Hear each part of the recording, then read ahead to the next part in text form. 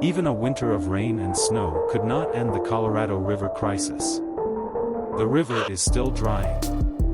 And on Tuesday, government officials announced two historic proposals to prevent the system and its nearly 40 million people from collapsing. The proposals aim to reduce the amount of river water supplied to cities and farms in the southwest by up 2 million acres. That's a huge number, equaling over a quarter of the water the area is currently allocated.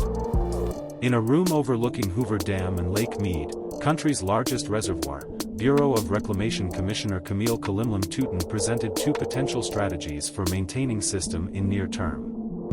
They apply to the downstream states of California, Arizona, and Nevada, and the recommendations have very different implications for each. One proposal would make deductions based on seniority. Communities that have used water along a river basin, including farmers in the Imperial Valley, California and Yuma, Arizona, often have higher level rights over river. They would survive these cuts. The other option is more dramatic. It will more evenly divide the cuts among all downstream users, regardless of what water rights they have. In doing so, this option would hit large agricultural areas hardest and would be against the laws that governed river for decades. These offers are just offers. Reclamation now seeks feedback before this summer, when it will reveal how it plans to protect the system and its reservoirs. But they certainly aren't without precedent, according to Sarah Porter, director of the Kyl Center for Water Policy at Arizona State University.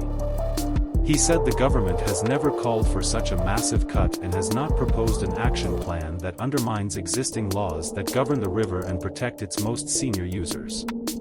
Tuesday's announcement shows the U.S. government's willingness to flex its mandate if necessary to protect the river.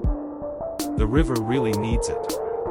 More than 2 decades of drought, combined with a century of mismanagement, has dried up the river's main reservoirs, Lake Powell and Lake Mead. Sending water downriver to Las Vegas, Phoenix, and Southern California, Lake Mead is less than a third full. And while this year's big snowpack will help replenish these reservoirs, it won't solve problem or eliminate the need for drastic action, especially as climate change continues to warm basin.